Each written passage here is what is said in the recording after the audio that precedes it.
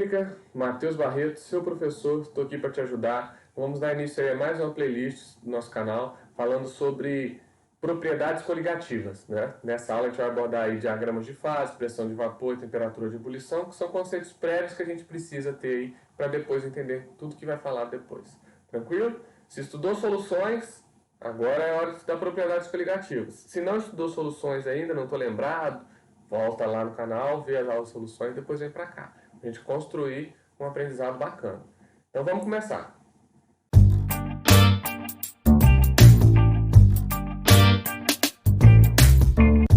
Olha só, quando você estudou lá sobre ponto de fusão, ponto de ebulição, temperatura de fusão, temperatura de ebulição, que é a temperatura necessária para você transformar substâncias de estado sólido, líquido, gasoso, não é isso? Sempre o professor falava assim, a nível do mar, ou a 1 atm. Mas o que significa isso? Por que ele te falava isso? Porque tem que ter um parâmetro, certo? O estado físico de uma substância ele não depende somente da temperatura, ele depende da temperatura e da pressão. Então, quando falava lá a nível do mar, ele estava estabelecendo a pressão, ou seja, a gente ia ver só a diferença de temperatura, ok? Então, esse diagrama de fases, ele é um gráfico que mostra para a gente valores de pressão, aqui ó, valores de pressão no eixo Y e valores de temperatura no eixo X, em que eu vou encontrar a substância no estado lá, físico que ela vai estar. Então, por exemplo, aqui ó, eu quero saber qual é o estado físico, ou quais são as pressões e temperaturas nesse ponto. Eu olho aqui a pressão, olho aqui a temperatura, o estado físico que eu vou te falar agora,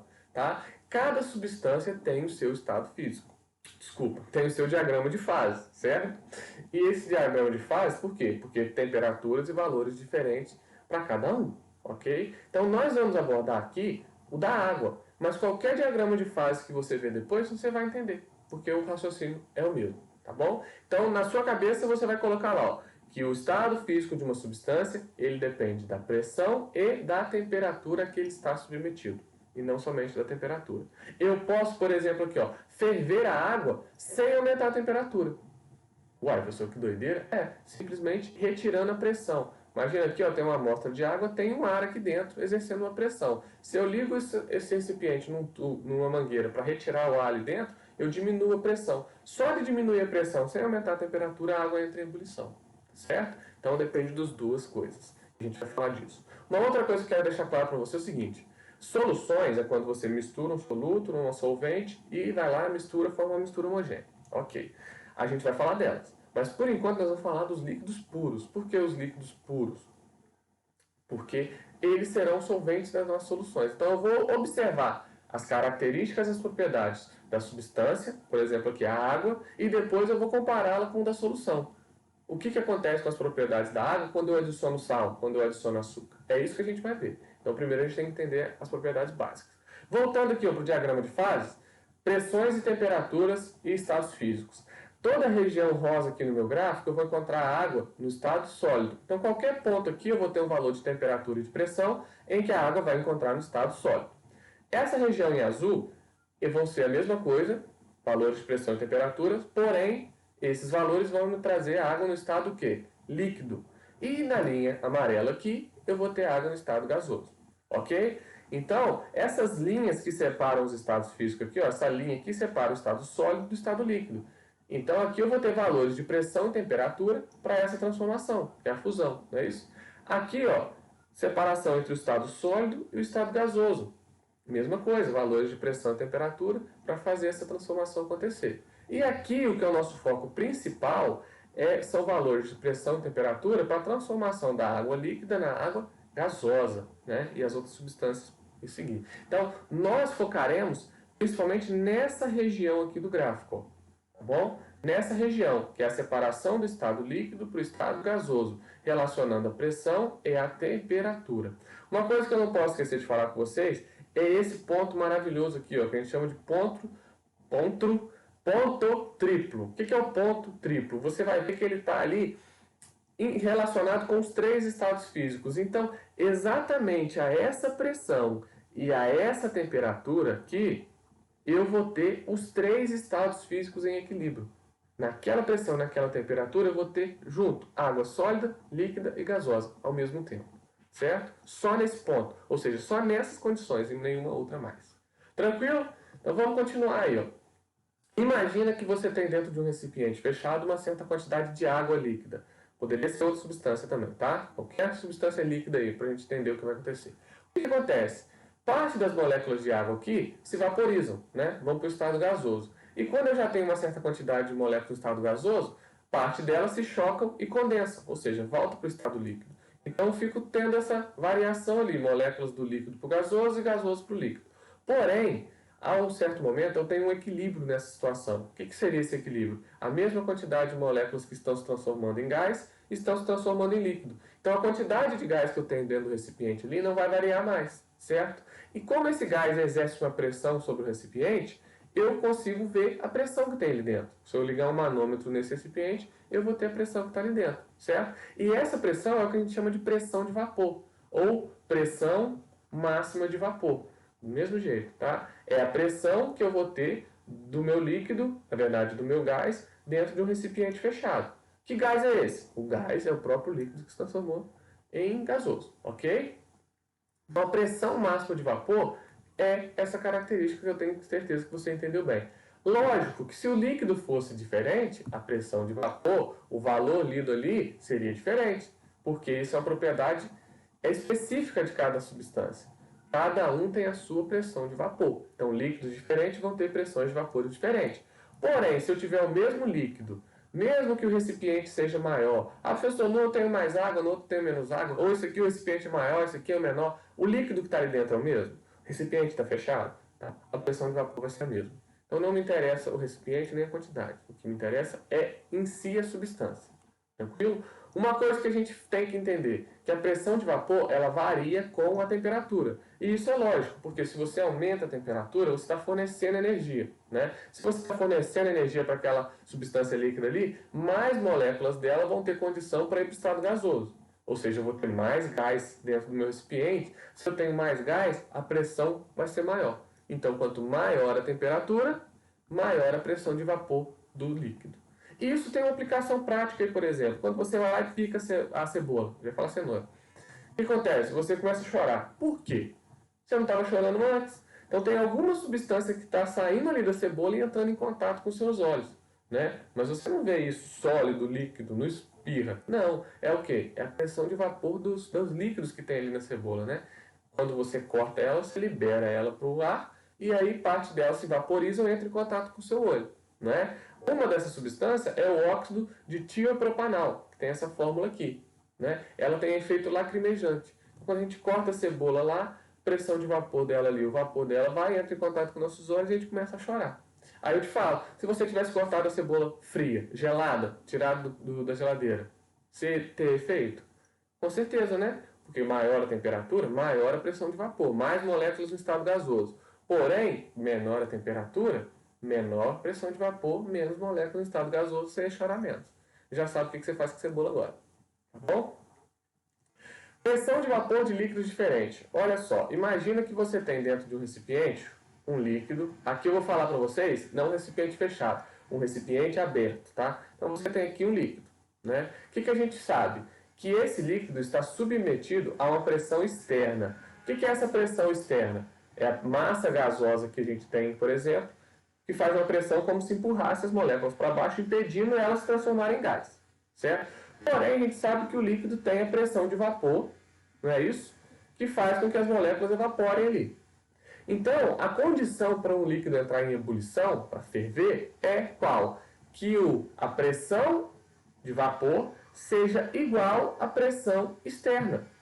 Por isso que a gente aumenta a temperatura, porque aumentando a temperatura, a gente aumenta a pressão de vapor e ela consegue igualar a pressão externa, o líquido consegue entrar em ebulição. Viu? Porém, o que eu falei com vocês lá no início? Eu não preciso aumentar a temperatura do meu líquido, não preciso esquentar ele. Se eu diminuir a pressão externa, ela vai conseguir igualar as pressões e ele vai entrar em ebulição. Então eu posso aumentar a temperatura ou eu posso diminuir a pressão para provocar a ebulição de um líquido, certo? No nosso caso mais comum, a pressão externa é a pressão atmosférica, não é isso? Que a nível do mar é de 1 atm. 1 atm, 760 milímetros de mercúrio, 101,3 kPa são valores correspondentes, tá? Em unidades diferentes. Então, quando o meu líquido igualar a pressão de vapor dele com a pressão atmosférica, ele entra em ebulição. Então, olha esse gráfico aqui, ó. Eu tenho três líquidos diferentes, o éter, o etanol e a água. Essas linhas vermelhas representam a pressão de vapor de cada um deles, ó, aumentando com o aumento de temperatura, normal, certo? Aqui eu tenho a pressão. Então, a pressão atmosférica de 1 atm é equivalente a 760 milímetros de mercúrio. É onde eu tenho essa linha traçada aqui, ó, certo?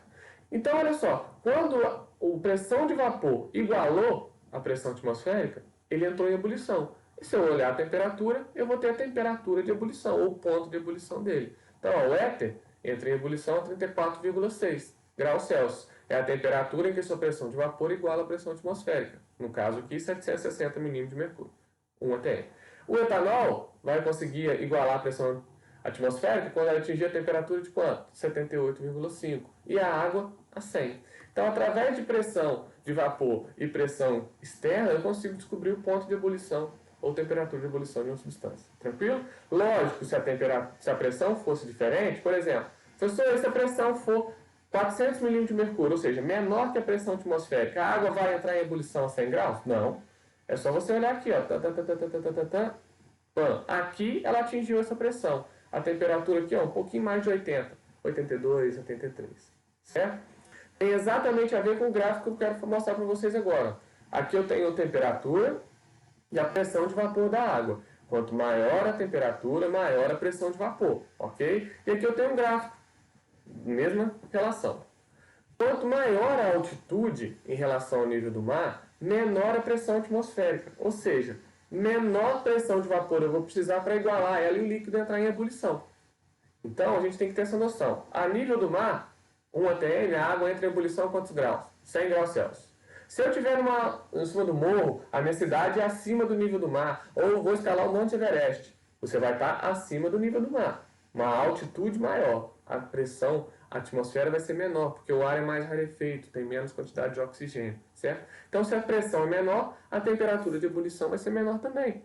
Um exemplo é o Monte Everest. O Monte Everest, a água entra em ebulição a 70 graus Celsius.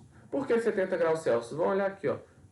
Mais ou menos aqui, ó. Porque a pressão lá é 250 milímetros de mercúrio. Muito mais elevado do que o nível do mar. Pressão atmosférica muito menor. Então, eu vou conseguir ferver a água numa temperatura mais baixa. Contrário do que acontece dentro da panela de pressão. Panela de pressão. O que tem maior ali dentro? Pressão. Lógico que a válvula ali controla a quantidade de gás que tem dentro dela. Por quê? Porque senão, se eu ficasse acumulando todo o gás que fosse formado ali dentro, essa panela vai fazer o quê? Vai explodir, né? Por isso que então, a válvula tem que estar sempre regular. Porém, como ali dentro eu tenho a maior pressão, para vocês terem uma noção, a pressão dentro da panela de pressão ela costuma ser o dobro da atmosférica. Então, para eu utilizar esse gráfico aqui para te mostrar isso, a atmosférica é 760 milímetros de mercúrio. Mas o dobro aqui nem teria, que é 1520. Então, vamos considerar que a pressão sai 700. O dobro, que é dentro da panela de pressão, passa a ser 1400 milímetros de mercúrio. A água só iguala essa pressão de vapor, desculpa, essa pressão, aqui, ó, a qual temperatura? 120 graus. Então, quando você utiliza a panela de pressão, você está cozinhando o seu alimento aproximadamente a 120 graus. Porque você sabe que depois que a água entrou em ebulição, ela não aumenta mais a temperatura. Então, se você começar a cozinhar numa panela, a água ferveu 100 graus, ela vai manter 100 graus, vai cozinhar um alimento a 100 graus. Agora, se você fez isso dentro da panela de pressão, ela só vai ferver a 120, professor, vai demorar um pouquinho mais. Verdade, para ela chegar na temperatura pode demorar um pouquinho mais. Porém, ela vai cozinhar o seu alimento a 120 graus, uma temperatura maior. Então, ela vai cozinhar o seu alimento mais rápido. Entendeu, né? A lógica. E para finalizar o nosso assunto aí, ó, nós temos as interações intermoleculares. Se esse nome é estranho para você, depois você procura uma aula que você vai entender melhor. Mas vou te dar um exemplo. A água, H2O, a gente sabe que ela é uma substância polar, não é isso? Onde o oxigênio tem carga negativa e os hidrogênios têm carga positiva. Carga não, vou falar polo ali, tá? Por causa da diferença de eletronegatividade. O oxigênio atrai os elétrons da ligação, então é como se ele estivesse recebendo esses elétrons, vamos supor assim. Então, essa ligação ela é covalente. Isso é uma ligação intramolecular, dentro da molécula, como os átomos estão ligados. Ligação iônica, ligação metálica, ligação covalente, não é isso? A interação intermolecular é como uma molécula de água interage com a outra. Dentro de um copo de água você tem milhões de moléculas de água, mas elas estão juntas, porque uma interage com a outra. Como que isso acontece? Uai, o oxigênio tem a carga negativa da molécula de água, o hidrogênio tem a carga positiva. Então, uma molécula de água vai interagir com a outra através do oxigênio de uma com o hidrogênio da outra, e assim sucessivamente. Então, uma se atrai à outra pelas interações intermoleculares, ou seja, uma molécula com a outra, correto? E elas vão ficando próximas. Entendeu a diferença agora, né? Quais são os tipos de interações intermoleculares que nós temos? Primeiro, nós temos que dividir os compostos em dois tipos. Os compostos que são apolares e os compostos que são polares, ok? Por quê? Porque os compostos que são apolares, a interação intermolecular, ela é sempre do tipo de polo instantâneo. Ou seja, aquela que não tem uma polaridade positiva e negativa, mas isso ocorre instantaneamente, então ele se atrai, isso já é rompido e por aí vai. Então é uma interação muito fraca. Se a interação é fraca, é mais fácil rompê-la, né? Porque quando eu estou fazendo que esse líquido entre em ebulição, eu estou rompendo essas interações para eles se separarem em gás e ir para tudo quanto é lado. Já as moléculas que são polares, eu vou ter dois tipos. É a de polo permanente. Por que permanente? Porque eu tenho as polaridades permanentes, não são instantaneamente. E a ponte de hidrogênio, ou ligação de hidrogênio, que é a interação intermolecular mais forte. Correto? Quando que ocorre a ligação de ponte de hidrogênio? Quando eu tenho o FON. Quem é o FON? Fluo, oxigênio e nitrogênio, ligado diretamente ao hidrogênio em moléculas polares. Que loucura, professor. É o que acontece na água. Eu tenho o oxigênio ligado diretamente ao hidrogênio.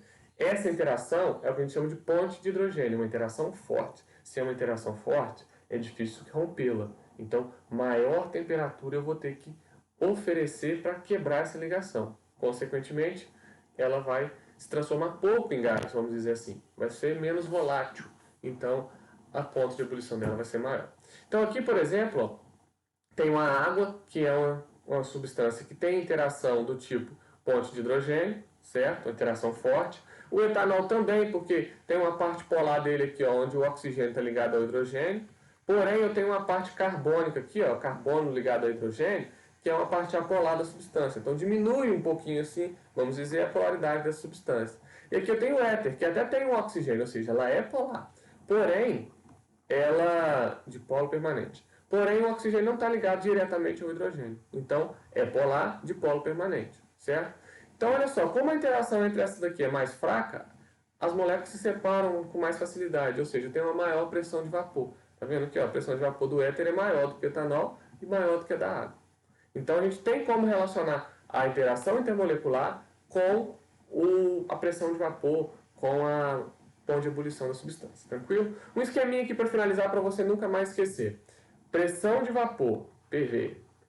Quanto maior a pressão de vapor, o que você vai lembrar? Você vai lembrar que quer dizer que aquele líquido se vaporiza muito fácil. Ou seja, grande parte das moléculas se transforma em gasosa. Então, eu não preciso esquentar tanto para ele entrar em ebulição. Então, eu vou ter pontos de ebulição o quê? Menores, tá?